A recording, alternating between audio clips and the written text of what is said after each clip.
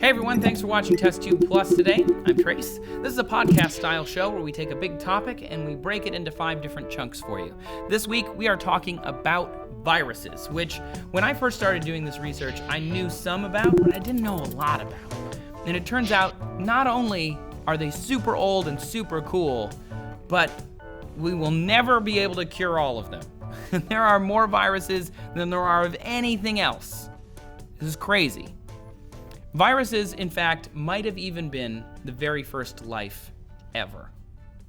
The pithovirus was the largest virus ever discovered. It's huge.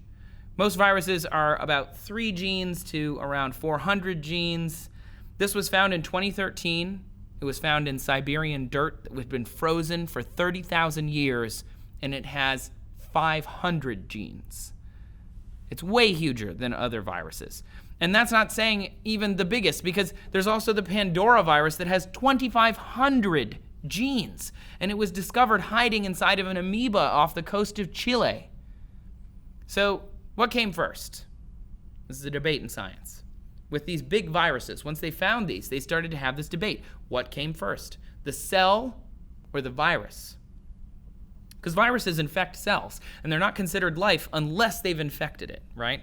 Cells, we know, are life. They're the most basic unit of life. But giant viruses could have predated cellular formation. Sure, viruses are simple. They can survive on less. They don't need structure. I mean, that's valuable, right? But they do need a cell to reproduce. So it makes sense to think like cell, then virus.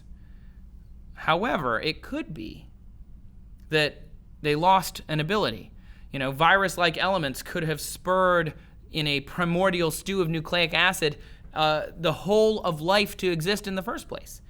We've seen this happen potentially in that hot acidic lake where 2 viruses, or 2 chunks of viruses smashed into each other and became this basic unit of maybe life. It's called the virus world theory, if you want to look it up. And make sure you tell me what you think about the virus world theory down in the comments. And it essentially is that life evolved not as like a primordial soup that somehow popped into existence, monocellular life, but as bits of genetic material just kind of happening to smash into each other at the right time. And over time, viruses grew and grew and grew, and cells grew and grew and grew, and became multicellular life, and then eventually grew into us over millions of years.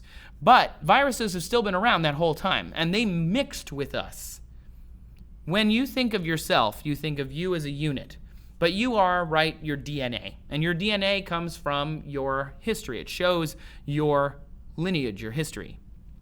And in the last 6 million years, retroviruses, which are just little chunks of RNA covered in a little bit of protein, infected some of your ancestors' cells. And the descendants kept that little chunk of RNA around. There are 100,000 fragments of endogenous retroviruses in our DNA. We are 8% virus, all of us. That's crazy. Viruses just messed with our DNA and then left bits behind, and we've found them now. We are literally part virus. And on top of that, if that doesn't convince you to kind of give viruses the thumbs up, let me talk a little bit about the birds and the bees. When an egg and sperm mix, they start the process of life, right? 2 gamete cells, boom, fertilized. And what happens is one of those cells at the very beginning, once life starts, or once the fertilization starts, the cells begin to split, right? And one of those cells is called totipotent.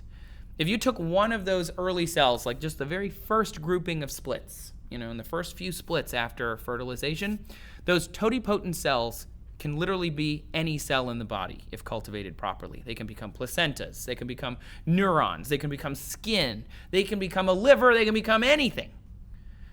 Shortly thereafter, the cells start to organize inside of the egg, and they split around some more, and they become pluripotent cells. Pluripotent cells can be anything in the body. So they couldn't be placenta, and they couldn't be part of the amniotic sac, but they could be bone or skin or hair or teeth or whatever.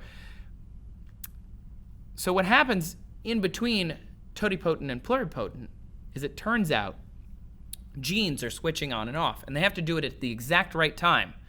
And they're switched by proteins called promoters. These promoters were really interesting to scientists. They wanted to know, where did these promoters come from? How did they get there, and how did they do it so perfectly with these gene switches? You might see where we're going with this. Promoters are viruses. Promoters are viruses.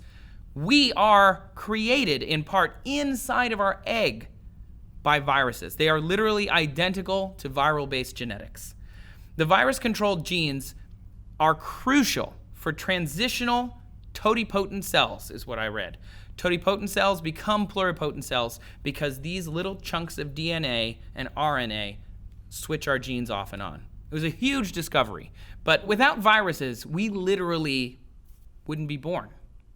Viruses get in there and they flip switches in our genes to switch these cells from one type of cell that can make anything to another type of cell that can just make us. And then from there, we grow into humans. I mean, that's insane to me. Without viruses, where would we be? I mean, nature might have figured out another way to do it, but as of now, these little pieces of genes, little pieces of DNA and RNA, they're part of us. We covered a lot this series on viruses, so if you haven't seen them, make sure that you check them all out. Also, if you haven't seen last week's episode on death, make sure you go check that out. We don't just talk about viruses and death. You can also watch our episodes on Mars, or about artificial intelligence, or about sleep. We have all of these things, and they're really good.